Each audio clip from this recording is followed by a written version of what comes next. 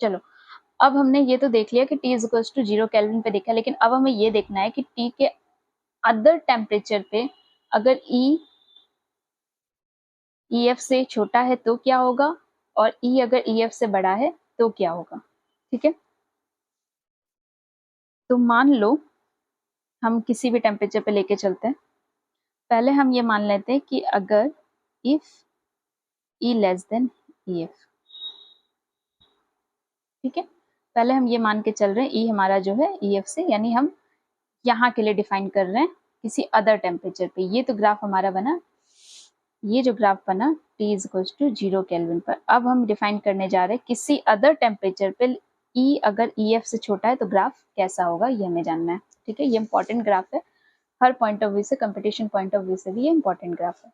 ठीक है, तो मान लो कि अगर E हमारा EF से छोटा है, तो अब हमें जो हमें सबसे पहले इसकी वैल्यू डिफाइन करनी है, e to the power E minus EF divide by KT की वैल्यू डिफाइन करनी है। ठीक है, तो हम पहले कंडीशन ये लेके चल रहे हैं कि E जो है EF से छोटा तो है, लेकिन वो KT से, ठीक है, इसके जो मॉड की वैल्यू है, अगर इसको हम अगर E हमारा EF से छोटा तो E माइनस EF क्या होगा, नेगेटिव वैल्यू होगी। तो यानी हम इसको ऐसे भी लिख सकते हैं, minus of mod of E minus EF upon KT। यानी वैल्यू निगेटिव आएगी वो तो ठीक है, लेकिन हमें उसके मैग्नीट्यूड को देखना है कि वो बड़ा होगा कि छोटा होगा। ठीक है, तो मान लो कि ये जो मैग्नीट्यूड है अगर वो KT से बहुत बड़ा है, तो उस कंडीशन में ये क्या हो जाएगा, E की पावर माइनस इंफिनिटी। ये किस कंडीशन में हो रहा है, मैं लिख देती हूँ, mod of E minus EF अगर ग्रेटर KT है, तो उस कंडीशन में E की पावर माइनस इंफिनिटी हो जाएगा। और अगर E की पावर माइनस इंफिनिटी हुआ तो इसकी वैल्यू क्या होती है, 0 होती है, तो Fe की वैल्यू क्या होगी, 1 ही रहेगी। ठीक है, और अगर मान लो कि ये mod E minus EF comparable to KT हो गया, तो उस कंडीशन में E की पावर -1 आएगी। ठीक है, और आपकी जो Fe की वैल्यू हो जाएगी वो हो जाएगी 1/1 प्लस E की पावर -1, जो कि नियरली अबाउट 0.73। ठीक है, यहाँ से आप ये देख सकते हो कि अगर हमारा टेम्परेचर 0 केल्विन ना होके उससे ज़्यादा, यानी जैसे ही हमने टेम्परेचर बढ़ाया, ठीक है, तो जब तक E हमारा E माइनस EF का मॉड काफ़ी ज़्यादा था KT से, यानी हम ये कह सकते हैं कि जब तक E हमारा EF से काफ़ी छोटा था, ये मॉड, ये वैल्यू E को जैसे जैसे हम बढ़ाते जाएंगे वैल्यू घटती जाएगी, वैल्यू इधर की तरफ टेंड करेगी, यानी E हमारा EF से काफ़ी छोटा था, काफ़ी नीचे की तरफ था, उस वहाँ पर इलेक्ट्रॉन के पाए जाने की संभावना 100% थी। और जैसे जैसे हम EF की तरफ बढ़ते गए हमारे इलेक्ट्रॉन के पाए जाने की संभावना घटती चली गई। ठीक है, अभी मैं इसको आपको एक ये आपका मैथमेटिकली बता रही हूँ, मैं थ्योरेटिकली बताऊंगी ऐसा क्यों हो रहा है। ठीक है, पहले हम मैथमेटिकली समझ लेते हैं कि ये चीज़ हो रही है और इसके थ्रू हम ग्राफ प्लॉट कर लेते हैं। ठीक है, तो अगर इस बात को हम अपने ग्राफ में प्लॉट करें, मैं यहीं प्लॉट कर देती हूँ जिससे आपको समझने में आसानी होगी। देखो, तो हमने ये जो चीज बनाई है, ये वाली चीज, ये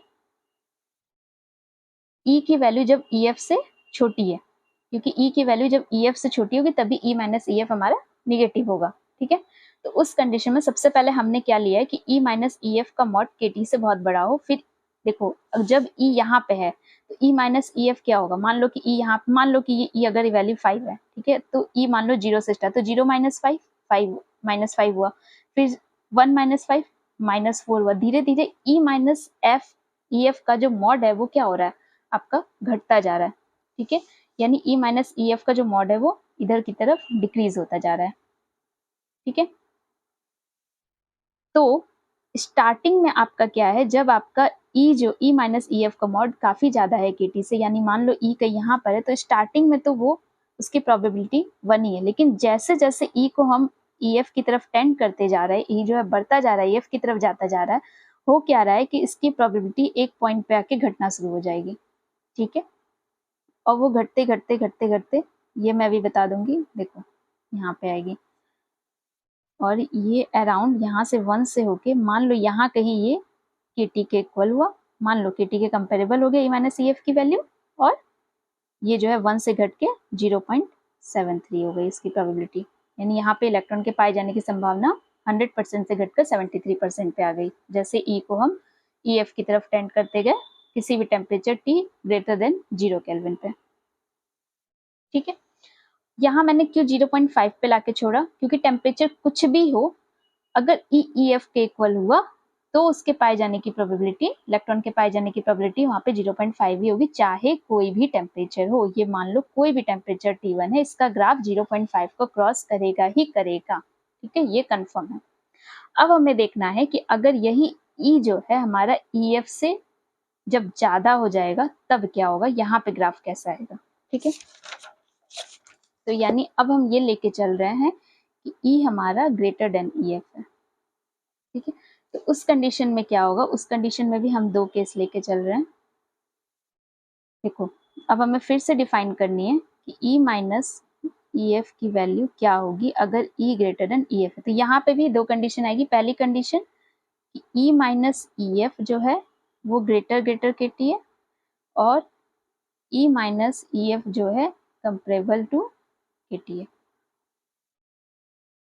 ठीक है, अगर ये बहुत ज्यादा है इससे, तो ये वैल्यू E की पावर प्लस इंफिनिटी होगी, और F की वैल्यू आपको पता है 1/1 plus infinity is equals to 0।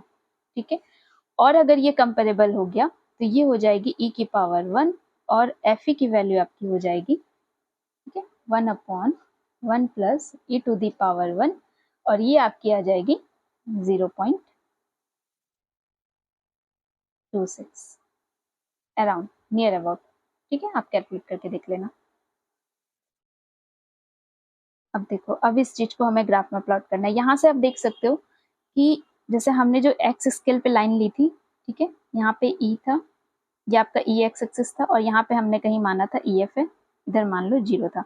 अब हमें दिखाना है कि जब E जो है हमारा EF से ज्यादा हो रहा है, तो आप यहाँ पे देख सकते हो E माइनस EF जो है हमारा KT से हमने बहुत बड़ा माना है। ये कब होगा, जब E की वैल्यू बहुत ज्यादा हो। ठीक है, तो E की मान लो कहीं यहाँ पे, कहीं दूर, EF से काफी दूर पे। ठीक है, वहां पे क्या होगा, प्रोबेबिलिटी जो है इलेक्ट्रॉन के पाए जाने की 0 ही होगी। लेकिन जैसे जैसे आप EF की तरफ बढ़ते जाओगे, E माइनस EF आपका क्या होगा, इधर घटता जा रहा है। ठीक है, E माइनस EF की जो वैल्यू है वो डिक्रीज होती जा रही है। ठीक है, और जैसे जैसे ये KT के जैसे किसी एक पॉइंट पे घटते घटते घटते ये KT के कंपेरेबल होगा, तब इलेक्ट्रॉन के पाए जाने की वैल्यू 0 से कुछ बढ़ जाएगी। तो मान लो कुछ बढ़ के 0.26 हो गई। ठीक है, और इसी तरह ये बढ़ते बढ़ते बढ़ते बढ़ते जैसे E की वैल्यू EF हो जाएगी, तो ये क्या हो जाएगी, 0.5 हो जाएगी। इसी चीज को अगर हम इस ग्राफ में अपने प्लॉट करें तो ये कुछ ऐसा आएगा। यानी E जब EF से बहुत ज्यादा था तो इलेक्ट्रॉन के पाए जाने की प्रोबेबिलिटी 0 थी, और जैसे जैसे E जो है EF के नजदीक आता गया, इलेक्ट्रॉन के पाए जाने की प्रोबेबिलिटी कुछ बढ़ती गई, बढ़ते बढ़ते ये 0.5 हो गई। ठीक है, अब इसी बात को हम थ्योरेटिकली समझते हैं कि क्या होता है। जैसा कि आपको पता है एनर्जी बैंड तो आप लोग जानते ही होंगे। ठीक है, तो मान लो सेमीकंडक्टर में ये आपको पता है वैलेंस बैंड होता है,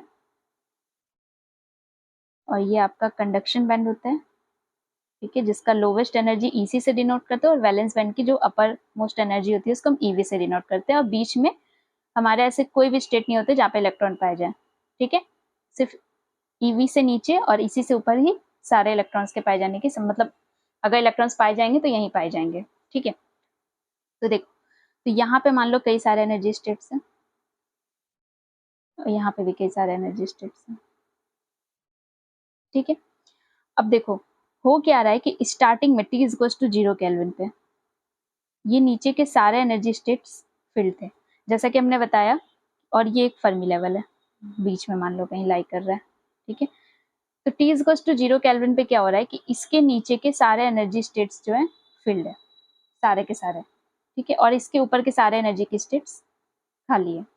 ठीक है, क्योंकि यहाँ पे इलेक्ट्रॉन पाए जाने की प्रोबेबिलिटी 0 थी, और यहाँ पे इलेक्ट्रॉन के पाए जाने की प्रोबेबिलिटी 100% थी, और यहाँ पे सारे के सारे एनर्जी स्टेट जो है फील्ड है।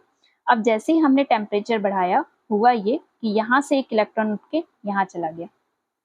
ठीक है, तो यहाँ से जब एक इलेक्ट्रॉन यहाँ चला गया, तो इस ग्राफ से क्या हुआ कि यहाँ ग्राफ से आप देख सकते हो कि जैसे ही टेम्परेचर थोड़ा बढ़ा, 0 से ऊपर गया, इलेक्ट्रॉन नीचे के स्टेट्स तो फिल्ड है, नीचे के स्टेट्स फिल्ड है, वहां पे इलेक्ट्रॉन्स के पाए जाएंगे, लेकिन जैसे से हम ईएफ के पास जाते जाएंगे, ईएफ के पास आते गए, यहाँ पे इलेक्ट्रॉन्स के पाए जाने की जो संभावना है वो घटती चलेगी, घटती चलेगी, घटती चलेगी, ठीक है। और आप कंडक्शन बैंड की जब बात करो, यानी ईएफ से ऊपर, ठीक है, तो यहाँ के एनर्जी स्टेट्स, क्योंकि यहाँ से जो इलेक्ट्रॉन आएंगे पहले इधर फील्ड होंगे, फिर इधर फील्ड होंगे, ऐसे कर करके इलेक्ट्रॉन्स आपके ऊपर के एनर्जी स्टेट्स में फील्ड होते जाएंगे, जैसे आप टेम्परेचर या अदर इनको जो भी आप एनर्जी प्रोवाइड करोगे उसके थ्रू, ठीक है।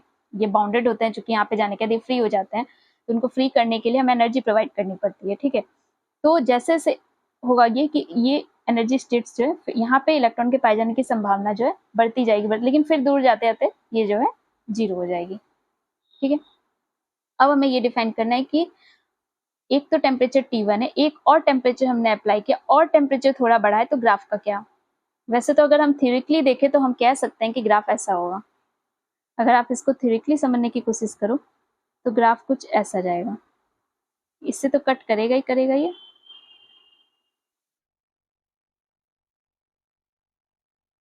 मतलब ये ग्राफ में यहाँ पे इलेक्ट्रॉन के पाए जाने की संभावना थी, ठीक है, और ये यहाँ पे आके घटी, तो ये थोड़ा पहले ही घट जाएगा, क्योंकि यहाँ पे और भी ज्यादा इलेक्ट्रॉन्स जो है यहाँ से खाली हो जाएंगे, जैसे आप टेम्परेचर बढ़ाओगे और इलेक्ट्रॉन्स खाली हो जाएंगे यहाँ से, तो ये और जल्दी डिके कर जाएगा, ठीक है।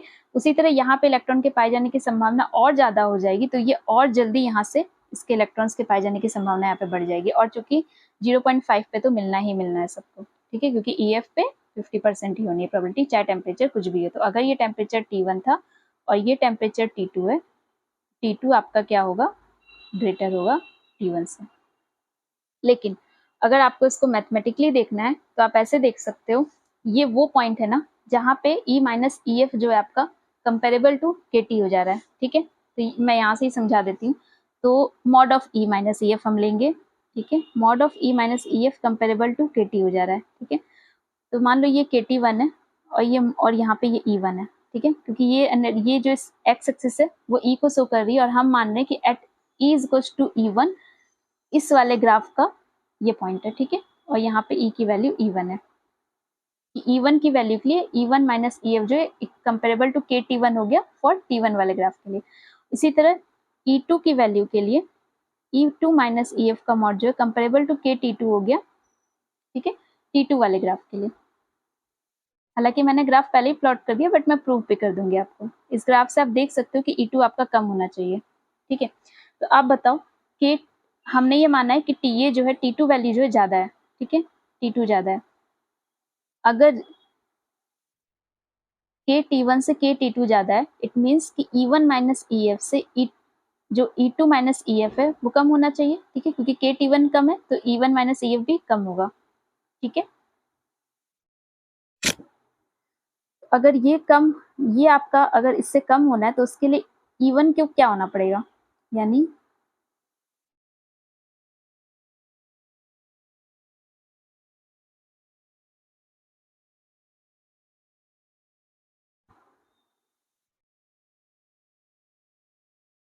ये देखो, ये होने की EF तो आपका दोनों में सेम है, ठीक है। अगर हमें इस वैल्यू से कम करना है, ठीक है, क्योंकि EF कांस्टेंट है, तो हमारा क्या होना चाहिए, E2 हमारा कम होना चाहिए, तभी जाके मान लो कि अगर ये 5 है, ये 5 है, ठीक है। अब हमें बताना है कि E1 क्या होगा, तो E1 मान लो 3 है, 3 माइनस 5, ठीक है। अब आप बताओ ये लेस कब होगा, ये 3 से ये E2 की वैल्यू 3 से ज्यादा हो या 3 से कम हो, ठीक है। तो 3 की अगर हम यहाँ पे 2 रखते हैं, नहीं 3 से कम रखते हैं, तो ये 3 माइनस 5 इसका मॉड लेना है, 3 माइनस 5 कितना हो जाएगा, 2 हो जाएगा, क्योंकि माइनस 2 है लेकिन मॉड लिए तो प्लस 2 हो गया, और 2 माइनस 5 मॉड लिए तो प्लस 3 हो गया, ठीक है।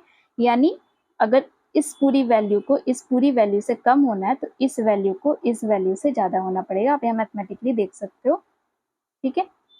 सॉरी, E2 को कम होना पड़ेगा E1 से, जैसा कि आप यहाँ पे ग्राफ में भी देख सकते हो, E2 हमारा कम होगा E1 से, तब जा यानी ये जैसे ही टेम्परेचर बढ़ाएंगे ये और भी जल्दी जो है यहाँ पे ये ग्राफ जो डिके कर जाएगा, ठीक है। तो ये ग्राफ आप समझ चुके होंगे, और मेन जो मुझे बताना था वो था कि फर्मी लेवल क्या होता है। तो फर्मी लेवल आपका वो लेवल होता है, इसकी दो डेफिनेशन मैंने आपको बताई है कि जहाँ पे इलेक्ट्रॉन के पाए जाने की प्रोबेबिलिटी किसी भी टेम्परेचर पे 50% होती है, और या फिर आप ये कह सकते हो कि T = 0 केल्विन पर जिसके नीचे के सारे एनर्जी स्टेट जो है फिल्ड होते हैं इलेक्ट्रॉन से, और जिसके ऊपर के सारे एनर्जी स्टेट जो है खाली होते हैं, वहाँ पे इलेक्ट्रॉन के पाए जाने की संभावना जो होती है आपकी 0 होती है। ठीक है, तो गाइस मुझे आज के लेक्चर में बस इतना ही बताना था कि फर्मी लेवल क्या होता है, और मुझे इस ग्राफ को एक्सप्लेन करना था आपको, जो कि काफ़ी इंपॉर्टेंट होता है। और आई होप कि आपको ये समझ में आया हो। अगर इसमें फिर भी आपको कुछ डाउट हो तो आप कमेंट कर सकते हो, मैं कमेंट में आपको जरूर रिप्लाई करूँगी। ओके गाइस, अगर आपको मेरा लेक्चर अच्छा लगा हो तो मेरे चैनल को सब्सक्राइब कीजिएगा, इस वीडियो को शेयर कीजिएगा, और आपको अगर कुछ भी डाउट हो तो कमेंट कर दीजिएगा। And thank you so much, bye.